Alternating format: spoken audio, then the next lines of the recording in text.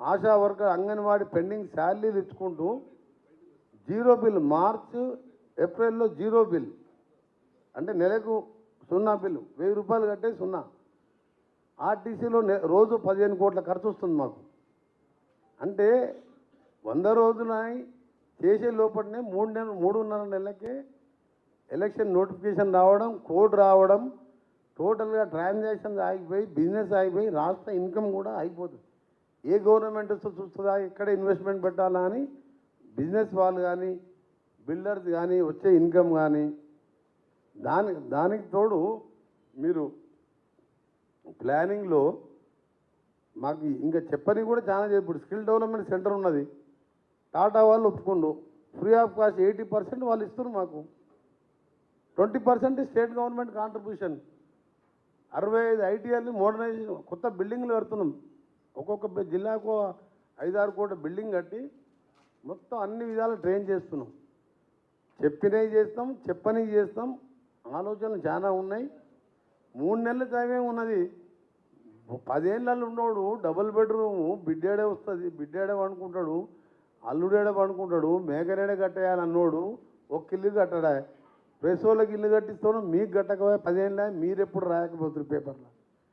మీరు పేపర్లు రాయాలి. 5,000 ఇల్లు అవుటర్ రింగ్ రోడ్లో మీకు కడతా అంటే ఒక్కసారి రాసిందా మీరు? ఎప్పుడు రాయాలి? ఏ మంచి పేపర్లో రాయాలి? ఇప్పుడు సోషల్ మేమే అంటున్నాం, మీ తరఫున కొట్లాడుతున్నాం. ఎందుకంటే మీరు కూడా చేస్తూనే అడుగుతారు. మీరు కూడా మీదే కరెక్టే. కాంగ్రెస్ వాళ్ళు బస్ ఫ్రీ అన్నారు, ఎలక్ట్రిసిటీ నెలకు 1000 రూపాయలు అంటే పాపం ఇప్పుడు పేదోళ్ళు. ఇప్పుడు మా నల్గొండ మన మానేజర్గా పోయిన కలెక్టర్ని తీసుకొని, సార్ నాకు 0 బిల్లు వచ్చింది, నాకు నెల వస్తే నాకు భయం అయ్యేది, నేను రోజు ఒకటే లైవ్ వేసుకునేది సార్. 2 రూమ్లు ఉన్నాయి మా ఇంట్లో, దళితులు కానీ ముస్లింలు కానీ ఎంతమంది 5-6-10 మంది ఉంటాయి. 2 లైట్లు వేసుకునేది, ఫ్యాన్ కూడా తక్కువ వేసుకునేది, బిల్లు ఎక్కువ వస్తుంది అని చెప్పేది. ఎంత నవ్వుకుంటున్నా అంటే మా కలెక్టర్ నేను నడుచుకుంటూ తిరిగిన మొత్తం ఓల్డ్ సిటీ. అంటే స్టార్ట్ విత్ ఒక అడుగుతో స్టార్ట్ అవుతుంది. 3 నెలల కోడ్ రాగానే అన్నీ జరగాలని తప్పకుండా చేస్తాం. ఇప్పుడు మూసి మా మేనిఫెస్టోలో ఉన్నదా?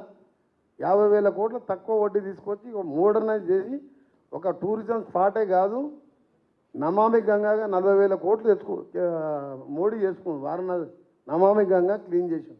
అలా శవాలు కొట్టుకొచ్చేది. సబర్మతి అహ్మదాబాద్ ఆయన సొంత రాష్ట్రం. ఇన్కమ్ అంతా సౌత్ ఇండియాకి వెళ్ళిపోతుంది, అన్ని రాష్ట్రాలకి వెళ్ళిపోతుంది. వచ్చేదంతానేమో నార్త్ ఇండియాలో పెట్టుకుంటారు వాళ్ళు. ఈరోజు కిషన్ రెడ్డి గారు ఇంటున్నాడు. ఎప్పుడైనా మూసీ గురించి 5 శాఖలు ఉన్న కిరణ్ కుమార్ మన కిషన్ రెడ్డి 5 రూపాయలు తెచ్చుకుండా ఇప్పుడు నా వీడియోలు చూడండి. గడ్కరీ చెప్పింది, కోమటిరెడ్డి ఇంకోటి requested I'm sanction 600 crores LB Nagar to Malkapur అంటే Choutuppal, Gourelli to Bhadrachalam 2200, Hyderabad Vijayawada greenfield highway Venkatareddy requested. నా పేరు తీసుకొని మరి పార్లమెంట్ అన్నిసార్లు రేజ్ చేసిన, అన్నిసార్లు ఇంటికి పోయినా రిక్వెస్ట్ చేస్తే నా పేరుతో జీవోలు ఇచ్చాను. 5 శాఖలు ఉన్న మంత్రి నేను భువనగిరికి పోయినా. అరే భువనగిరి కిలా, భువనగిరి అంటే అందరు ఏంటంటే భువనగిరి గుట్ట కాదు, అది సింగిల్ స్టోన్. అది రాణి రుద్రమాదేవి పైన ఉండి పోరాటం చేసింది. అప్పుడు పైన అనుమాన ఆంజనేయ స్వామి ఎమ్మెల్యేగా మధ్యలో ఒకసారి మంత్రిగా ఉండి తర్వాత రాజీనామా చేయడం, మళ్ళా లోక్సభ ఎంపీగా ఉండడం, మళ్ళీ ఇప్పుడు మంత్రిగా ఉన్నాను. మధ్యలో ఇది 2వ మీడితి ప్రెస్ అయినది. అందుకని మీరు ఎక్కువ నన్ను ఇబ్బంది పెట్టే ప్రశ్నలు ఏం అడగకుండా, కొందరికేమో అలవాటు ఉంటుంది ఎప్పుడు ప్రెస్లో పోయి మాట్లాడు. టీవీలలో కూడా డిబేట్లకు చాలా తక్కువ పోతుంటాను నేను. చాలామంది పిలుస్తుంటారు ఎప్పుడు. ఇప్పుడు కూడా మీడియా క్వశ్చన్ ఎవరని అదని ఇదని అంటే నీ అన్న ఈ సమయంలో 10 ఊర్లు తిరిగి రావచ్చు అని. లేదు ఒకటి ఏంటంటే కొద్దిగా అడిగితే ఎక్కువ నేను రియాక్ట్ అవుతాను కాబట్టి ఎక్కువ అందుకనే జర దూరంగా ఉంటా. కానీ ఇది ఎలక్షన్ల మూమెంటు. ఈ ఎన్నికలు ఇప్పుడు దేశంలో ఇంక్లూడింగ్ మన రాష్ట్రంలో జరిగే పార్లమెంట్ ఎన్నికలు చాలా క్లిష్ట పరిస్థితుల్లో కీలకమైన ఎన్నికలు ఇవి. భారతదేశం 2013లో మోడీ గారు దేశవ్యాప్తంగా ఒకవైపు ముఖ్యమంత్రిగా ఉంటూ భారతదేశాన్ని మొత్తం కూడా మార్చేస్తానంటూ దాదాపు 5,000 ఆ రోజు 500 బహిరంగ సభల్లో ఉండి ఆయన ప్రధానమంత్రి కావాలని చెప్పి దేశానికి వచ్చేది న్యాయంగా 72 లక్షల కోట్ల బ్లాక్ మనీ బయట దేశాలలో ఉన్నది. అవన్నీ తీసుకొచ్చి పేదవాని అకౌంట్లలో ప్రతి అకౌంట్లో 15 లక్షలు వేయడమే కాకుండా సంవత్సరానికి 2 కోట్ల ఉద్యోగాలు ఇస్తానని చెప్పి ఇంకా ఎన్నో హామీలు ఇచ్చుకుంటూ అధికారంలోకి వచ్చి 10 సంవత్సరాలు అయింది.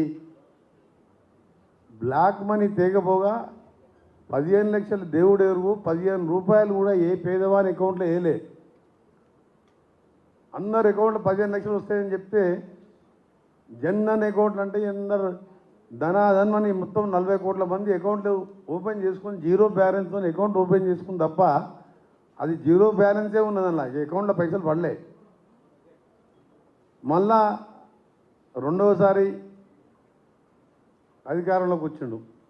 ఈసారి మూడోసారి ఇక ఈ బ్లాక్ మనీ ఇవన్నీ పక్కన పెట్టి రాముని పేరు మీద ఎక్కడికి వెళ్ళినా కానీ అయోధ్య రామ మందిరం ఇప్పుడు కూడా నేను వచ్చే ముందు భీమనవాడ మీటింగ్లో ఉంటే ఆయన చివరి కన్క్లూడింగ్ స్పీచ్లో చెప్తున్నాడు, అసలు మీరు ఇంత మంచి రామాలయం కట్టింది మీ అందరికీ సంతోషమేనా అని చెప్తే, అంటే రావణ్ పెడిగి ఓట్లు అడిగే స్టేజ్కి వచ్చిండు 10 ఏళ్ళు ప్రధానమంత్రి ఉండి.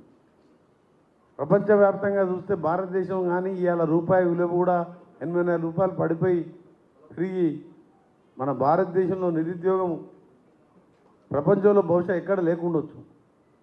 ఇవన్నీ పక్కన పెట్టి మీ ముస్లింల రిజర్వేషన్ ఎత్తేస్తాం, వాళ్ళకు రిజర్వేషన్లు అవసరం లేదు అని చెప్పి ప్రజల్ని భయపెట్టే విధంగా కులాల మధ్యలో ఘర్షణలు తీసుకొచ్చి ఒక మత సామరస్యాన్ని ఇక్కడ చెడగొడుతూ అధికారంలోకి వచ్చే ప్రయత్నాలు జరుగుతున్నాయి అంటేనే వాళ్ళు అక్కడ ఫెయిల్ అయినట్లు లెక్క. అందుకని ఈరోజు ధనవంతులు ఎట్లయిందంటే పేదవారు ఇంకా పేదవారుగా మారిపోయినారు. ఒక ఇద్దరు